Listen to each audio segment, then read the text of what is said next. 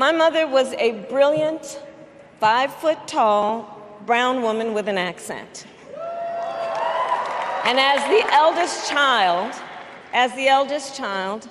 I saw how the world would sometimes treat her. But my mother never lost her cool. She was tough, courageous, a trailblazer in the fight for women's health, and she taught Maya and me a lesson that Michelle mentioned the other night. She taught us to never complain about injustice, but do something about it. Do something about it. That was my mother. And she taught us, and she also taught us, and never do anything half-assed. And that is a direct quote. A direct quote. I grew up immersed in the ideals of the civil rights movement. My parents had met at a civil rights gathering, and they made sure that we learned about civil rights leaders, including the lawyers like Thurgood Marshall and Constance Baker Motley, those who battled in the courtroom to make real the promise of America. So at a young age, I decided I wanted to do that work. I wanted to be a lawyer. And when it came time to choose the type of law I would pursue, I reflected on a pivotal moment in my life. You see, when I was in high school, I started to notice something about my best friend, Wanda. She was sad at school, and there were times she didn't want to go home. So one day I asked if everything was all right, and she confided in me that she was being sexually abused by her stepfather.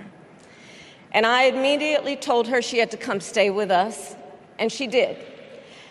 This is one of the reasons I became a prosecutor, to protect people like Wanda, because I believe everyone has a right to safety, to dignity, and to justice.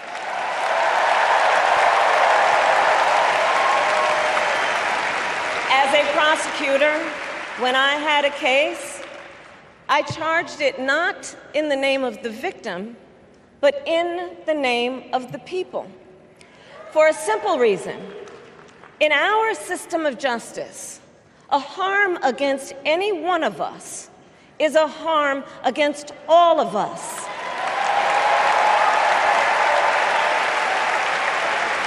And I would often explain this to console survivors of crime, to remind them no one should be made to fight alone. We are all in this together. And every day, in the courtroom, I stood proudly before a judge, and I said 5 words: Kamala Harris for the people.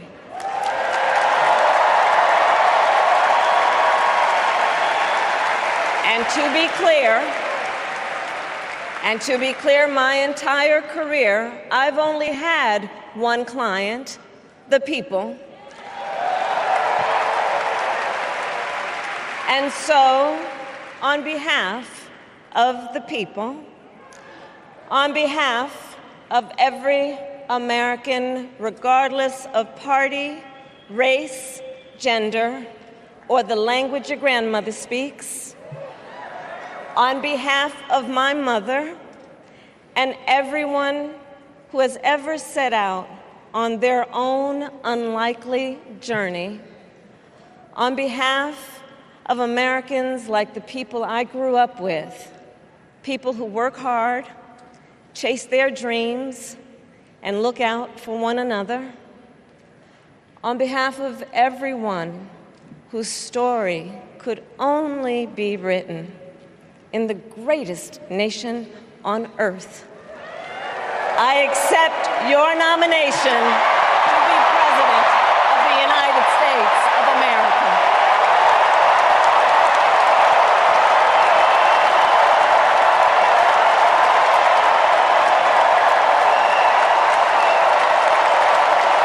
And with this election, election,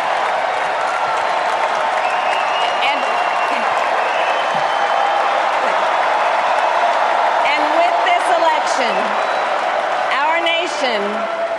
our nation with this election has a precious, fleeting opportunity to move past the bitterness, cynicism, and divisive battles of the past, a chance to chart a new way forward.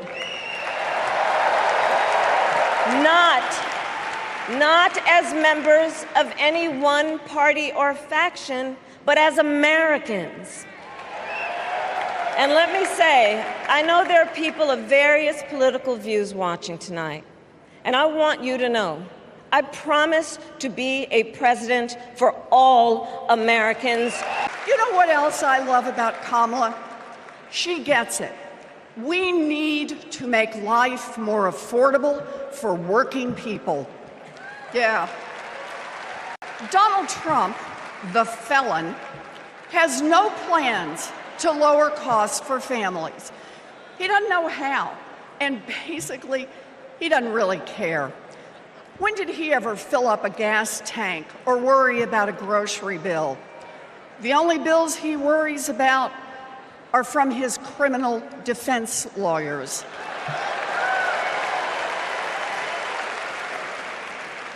But Kamala, she cares deep down, and she will take on the giant corporations that are squeezing American families. In fact, it's something she's done before. During the California wildfires, she went after the price gougers. During the pandemic, we worked together in the Senate to stop price gouging. And as president, she will lower costs for your family. She'll take on the Wall Street firms that buy up millions of houses and apartments and then jack up the rent. She'll take on drug companies that charge an arm and a leg for prescriptions. She'll take on corporate monopolies that rip off consumers and billionaires who don't pay taxes.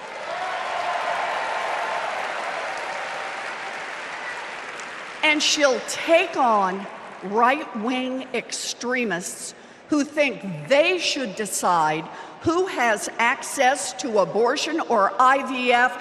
Kamala will protect abortion rights nationwide.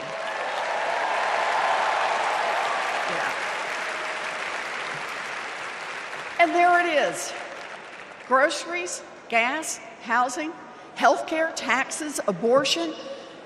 Trust Donald Trump and J.D. Vance to look out for your family? Shoot, I wouldn't let those guys, I wouldn't trust them to move my couch. I want to now, since I was a teenager, I was mentored by Reverend Jesse Jackson. And Reverend Jackson taught us to fight for what's right. And now I want to bring out some young men that I fought for. I referred to them then, they were known as the Central Park Five. Now they're the Exonerated Five. Raymond Santana, Kevin Richardson, Yusef Salaam, Corey Weiss, the Exonerated Five.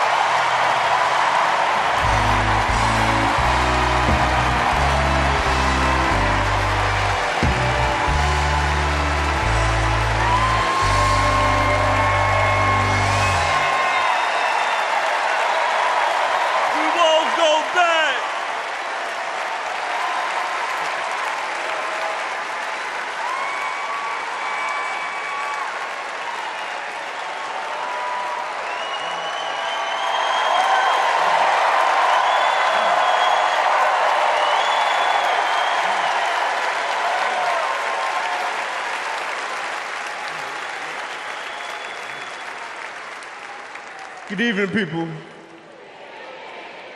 My name is Corey Wise. 35 years ago, my friends and I were in prison for a crime we did not commit.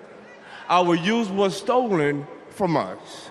Every day as we walked into courtroom, people screamed at us, threatened us because of Donald Trump. He spent $85,000 on a full-page ad in the New York Times, calling for our execution.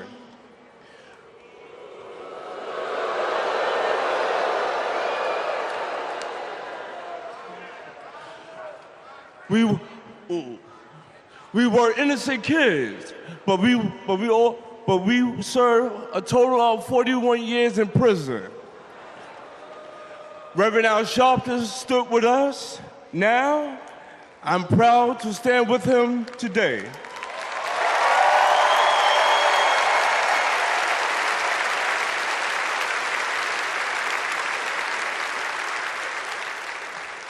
Vice President Kamala Harris has also worked to make things fairer. I know she will do the same as president. Now prove that message. Okay, so listen. It's come to my attention that there are some folks who struggle or pretend to struggle with the proper pronunciation of our future president's name. So, hear me out. Confusion is understandable. Disrespect is not. So tonight, we are going to help everyone get it right. Here to help me are some very special guests.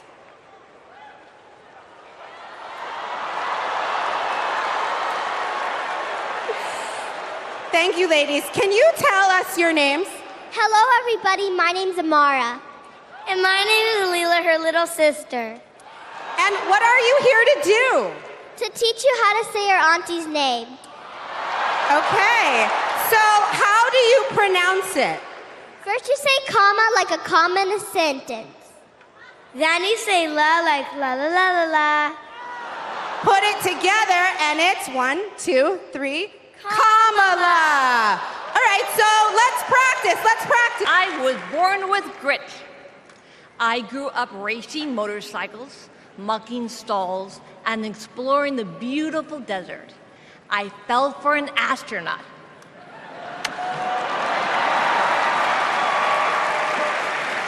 For 5 years, I served in Congress from a swing district. Everybody called me a rising star. Then on January 8th, 2011, a man tried to assassinate me. He shot 19 people. He killed 6. Terrible, terrible day. I almost died, but I fought for my life and I survived.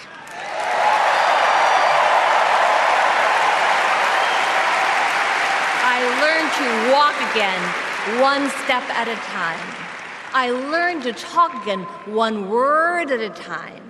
So many people helped me as I worked hard to recover, including a decent man for Delaware who always checked in. He still does.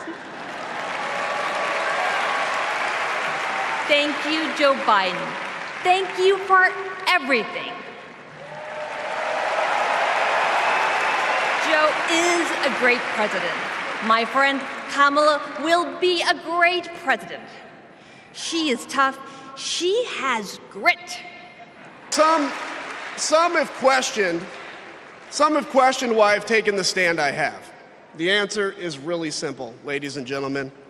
We must put country first. And tonight, as a Republican speaking before you, I'm putting our country first.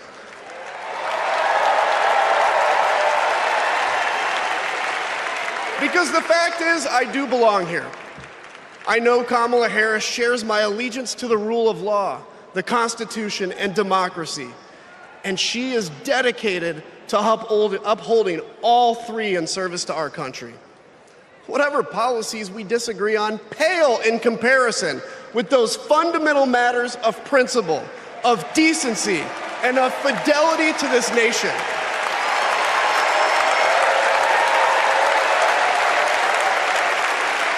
Listen, to my fellow Republicans, if you still pledge allegiance to those principles, I suspect you belong here too. Because democracy knows no party.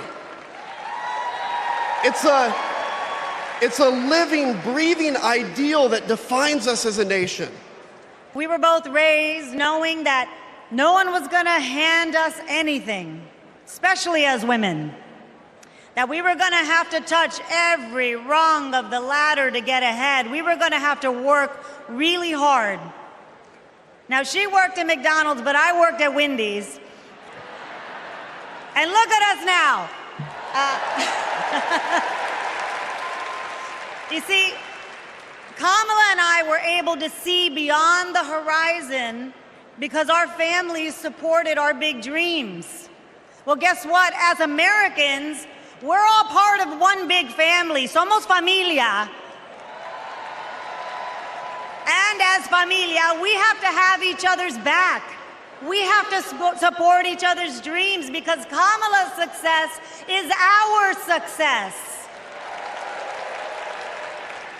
And she supports us to dream big too. So let me tell you, in the Latino community, in our community, we have a saying, sí se puede, which means yes. It means yes, we can. But tonight, I'm here to tell you, yes, she can. So we're going to say, she se puede. So when someone asks you, is she ready to lead this country forward? We're going to say, she se puede. When somebody says, is she qualified for the job? We're going to say, she se puede. When somebody asks, is she going to be the first female president of the United States? We're going to say, she se puede. Our voices, our vote, we're going to decide this election. And let me tell you, the energy tonight isn't just here in Chicago, it's all across the country. People are gathered at watch parties everywhere to celebrate Kamala Harris. Say hello. Yes. All right. We know how to work, so let's get to work. Let's turn all of this enthusiasm and joy into action. At 29, I joined the sandwich generation. Sandwiched between working and raising my newborn and caring for my mom, who was dying from brain cancer. It was hard, but not extraordinary. It's life. Those nights reminded me who I was fighting for. People just trying to make it. Kamala Harris knows who she's fighting for, too. She took care of her mom, who also battled cancer. As president, she'll fight to lower the cost of health care and elder care for every family. She's lived a life like ours. She knows us. Donald Trump doesn't know you at all. You think he understands that when your car breaks down, you can't get to work? No. His first word was probably chauffeur.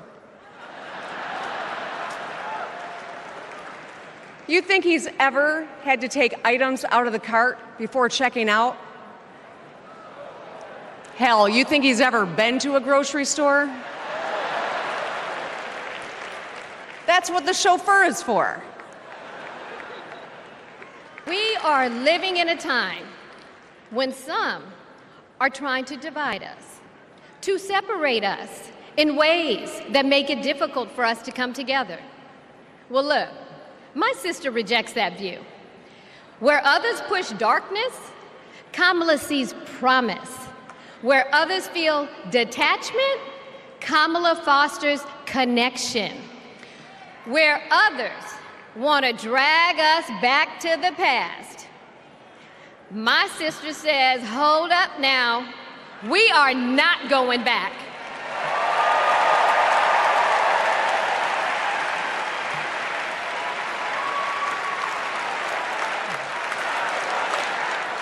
Because Kamala understands we have so much more in common than what separates us. She knows the measure of our success isn't just winning an election. It's about who we bring along and lift up in the process.